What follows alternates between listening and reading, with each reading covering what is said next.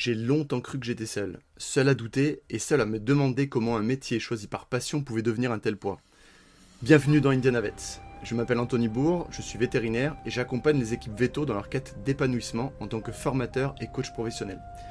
Comme beaucoup d'entre vous certainement, j'ai connu la perte de sens, le burn-out et cette aversion qu'on peut ressentir pour une profession qu'on aime autant qu'elle nous fait souffrir. Dans ce podcast, je vous propose d'écouter des parcours vrais, des confrères et des consoeurs véto, praticiens ou non, des ASV et des étudiants véto qui racontent sans phare leur réalité, leur remise en question, mais aussi leurs solutions et parfois leur reconstruction. Parce que derrière les sourires et des apparences parfois prestigieuses, il y a des êtres humains qui cherchent tout simplement à s'épanouir dans un métier très exigeant. On va sortir ensemble des sentiers battus et comme toute exploration, ça peut secouer. Alors que ça vous brasse ou non, je vous invite à venir en parler avec la communauté sur le groupe Facebook Indiana Vets. Vous êtes prêts ? On part à la recherche de l'épanouissement vétérinaire. C'est parti ! Hello tout le monde et bienvenue sur cet épisode court d'Indiana Vets qui va être consacré au feedback. Je pense que vous l'avez tous entendu, c'est un mot hyper à la mode, c'est un mot tendance qui est repris à toutes les sauces et vraiment galvaudé. Donne-moi un feedback, fais-moi du feedback positif, ça c'est du feedback négatif, etc. etc. J'entends à peu près tout sur le sujet et c'est dommage parce que, quand on creuse vraiment, on se rend compte que très très très peu de gens savent ce que c'est vraiment et à quoi ça peut se servir. Là où je dis que c'est dommage, c'est que c'est un outil extrêmement puissant pour progresser, pour prendre confiance en soi. Enfin, c'est un des outils les plus puissants que je connaisse à titre personnel. Je vais vous prendre des exemples concrets de ce qu'on peut entendre dans la vraie vie, dans notre quotidien de vétérinaire. Par exemple, quand tu dis à ton ASV, là, les rendez-vous, ça ne va pas. C'était le boxon ce matin. Donc là, vous lui faites un retour, mais absolument pas un feedback. Ou encore, bon là, tu n'étais pas concentré sur la chirurgie, tu aurais pu faire attention, là, c'était limite. Pareil, ce n'est pas un feedback. Je me souviens aussi dans une expérience personnelle, j'ai fait un test, j'ai demandé à une ASV avec qui je travaillais: «Est-ce que tu pourrais me donner un feedback sur, la façon avec laquelle j'interagis avec les clients, avec les consultations, tout ça?» Et elle m'a répondu, première chose: «Ben, tu es un petit peu lent sur les consultations». Enfin, pas toutes, mais sur certaines consultations, c'est un peu long. Alors, ce n'est pas un feedback. Idem. Autre chose, parfois on se dit: «Bon, je fais des réflexions du genre: "Merci, bravo", une fois, voilà, toutes les 2-3 semaines, bon, c'est déjà pas mal». Alors, oui, c'est sûr que c'est mieux que rien, on est d'accord, mais on est limite sur du feedback tellement c'est simple et tellement c'est généraliste et quand c'est aussi rarement fait, c'est beaucoup moins efficace. Et très souvent, je ne sais pas si vous avez constaté avec les exemples que j'ai pris, les gens vont donner des opinions, une espèce de forme de jugement, plutôt que ce qui est vraiment du feedback. Le feedback, le but, ce n'est pas de juger ce qui va être bien ou mal. En gros, le problème qui se cache derrière l'utilisation de ce mot feedback, déjà, c'est que c'est un terme qui est anglo-saxon, et en France, bon, voilà, les termes anglo-saxons, on n'est pas forcément tout de suite à l'aise avec, et surtout, on n'a pas de mode d'emploi. On confond très souvent ce terme avec remarque, critique, évaluation. Et du coup, c'est ce qui fait qu'on va se retrouver, comme je l'ai dit, avec des remarques pas très constructives, des remarques désagréables, négatives, qu'on ne prend franchement pas très bien. Déjà, la notion de feedback, elle fait référence à une compétence de communication. Et quand je dis compétence, ça veut dire que ça s'acquiert par apprentissage, par formation. Et en gros, si vous n'y êtes pas formé, vous ne savez pas faire. Logique. Et c'est hyper dommage, vraiment, parce que le feedback, c'est un acte de, comment on pourrait dire, de soin relationnel. Ça permet d'entretenir la cohésion d'équipe, ça permet de se faire des retours qui nous permettent de nous améliorer et on apprend les uns des autres. Et aussi, je pense que c'est l'outil le plus puissant, attention roulement de tambour, pour prendre confiance en soi. C'est un outil d'une puissance remarquable pour ça. Alors, le feedback, par définition, c'est quoi? On va décortiquer au niveau lexical. Feedback, ça veut dire nourrir en retour. En gros, c'est donner à l'autre des éléments précis sur ce qu'il fait ou elle fait pour l'aider à progresser ou à renforcer ce qui fonctionne déjà. Il y a une grande dichotomie. Il y a 2 familles de feedback et pas 3. Il y a le feedback positif, il y a le feedback constructif. J'entends souvent parler, même par des formateurs, de feedback négatif. Et pour moi, c'est un oxymore. Excusez-moi, mais dans la définition de nourrir en retour, si je vous fais un retour négatif, en quoi c'est nourrissant pour vous si on s'arrête là? À mon sens, ce n'est pas nourrissant et ça ne sert pas à grand-chose à part souligner quelque chose qui ne va pas. Et aujourd'hui, le but, c'est de s'attacher dans un premier temps au feedback positif. Le positif, c'est ce que d'après vous, la personne a bien fait, ce qui d'après vous, ce que la personne a fait qui doit être encouragé.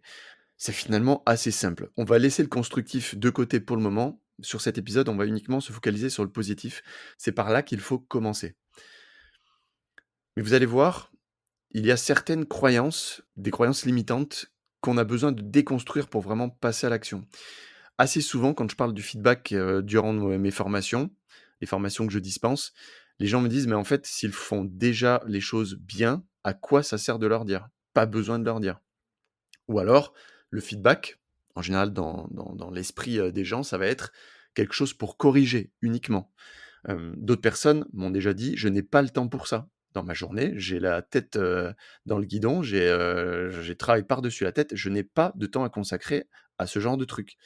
Ou alors, bah, si je leur dis des trucs positifs à répétition, ils vont se reposer sur leur laurier. Bah, dire merci, c'est déjà du feedback, donc je comprends pas. Il y a aussi une peur qui est assez fréquente et qui fait qu'on s'empêche de donner du feedback, c'est la peur de vexer, parfois la peur de ne pas être légitime pour donner un feedback aussi. En réalité, le feedback positif, ça va pas être une caresse, ça va pas être un truc de bisounours, ça va être un repère d'ancrage qui va permettre à l'autre de comprendre ce qu'il fait déjà bien ou ce qu'il fait bien tout court. Parce qu'on ne se voit pas de l'extérieur, on ne s'entend pas, et du coup, il y a cette zone aveugle qui nous empêche de progresser. Et la personne, votre interlocuteur, votre collègue, votre ami, va vous faire un feedback. En gros, il va vous dire, ou elle va vous dire, ce que il ou elle voit de bien que vous-même, vous ne voyez pas. Et ça, c'est quelque chose qui va vous donner confiance, qui va vous montrer ce dont vous n'avez pas conscience de déjà bien faire. Là, maintenant, on va passer vraiment sur la partie pratique. Je vais vous inviter à faire une chose, c'est donner le plus de feedback possible. C'est-à-dire, à chaque fois que vous voyez quelque chose bien faire, une action, un acte, quoi que ce soit finalement, ben, dites-le lui. Même si c'est très généraliste, même si c'est, basique pour vous, la chose la plus importante, c'est que l'intention soit vraiment positive et honnête. Ne dites pas quelque chose de positif ou d'encourageant si vous n'y croyez pas parce que ça se verra avec votre non-verbal. Très sincèrement, ça à éviter. Mais dites-le le plus souvent possible parce que plus ce sera dit et plus ce sera puissant. Par exemple: «Bah, merci, d'avoir pris le relais quand j'étais en consul. Franchement, bah, j'ai vachement apprécié le soutien, ça m'a vraiment bien aidé, merci». Ou encore: «Bravo, tu as super bien géré la consultation, la cliente elle était franchement pas facile, tu as réussi à dérouler, à lui parler, du pronostic du traitement, sans problème, vraiment bravo». Autre chose, bah, tu as géré ce cas-là avec le chat, franchement qui était hyper complexe, vraiment, chapeau, bravo. Ou encore, des gens qui arrivent en urgence complètement paniqués en hurlant, ben, vous avez votre confrère, votre consoeur qui est super calme, qui gère ça, vraiment de manière professionnelle. Bah, de lui dire: «Ben, waouh, tu es resté super calme, pendant cette urgence, pendant l'accueil des gens, bravo pour ton sang-froid». Vous voyez, en gros, c'est simple, c'est authentique, c'est humain, ça vous prend 4-5 secondes et en gros, c'est positif et ça donne du positif à la personne et ça, elle va s'en nourrir pour alimenter sa confiance. Là, les exemples que je vous ai donnés étaient assez généraux, hein, on est d'accord. Le feedback va être d'autant plus puissant que ça va être précis. Mais pour commencer, on va partir sur vraiment du basique, du généraliste. Le feedback, ça va être comme un muscle. En gros, plus vous allez l'utiliser, plus ça va devenir naturel et plus, bah, vous allez installer et créer votre culture du feedback dans votre structure. Le but, je l'ai dit au début, on va pas parler de constructif dans cet épisode, c'est de commencer uniquement par le positif. Parce que ça va sécuriser la relation avec votre équipe, avec vos collègues. Ensuite, une fois que vous aurez installé le positif, là, on va pouvoir amener du constructif, du correctif, en gros des choses qui vont vous permettre de parler d'ajustement.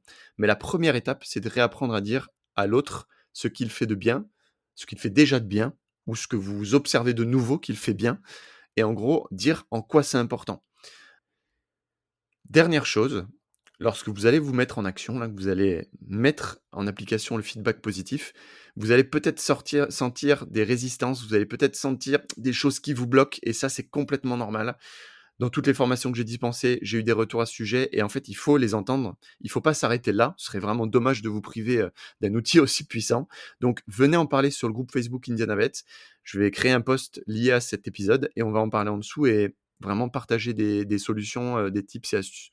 Voilà, je vous remercie pour votre écoute. J'espère que cet épisode, vous a éclairé, pour, on va dire, la définition de base, la base de la notion du feedback. Évidemment, nous irons plus loin une prochaine fois, mais pour l'heure, on part sur du feedback positif. À très bientôt. N'oubliez pas de vous abonner sur votre plateforme préférée pour ne rien rater des prochains épisodes, notamment sur le feedback constructif. Et si vous ne l'avez pas déjà fait, un petit 5 étoiles lui donnera beaucoup de visibilité. Ensuite, si vous voulez transformer la communication au sein de votre équipe et intégrer pleinement le feedback, contactez-moi et prenez rendez-vous sur le site internet coachingvet.fr. Je vous dis à très bientôt pour de nouvelles aventures. Salut!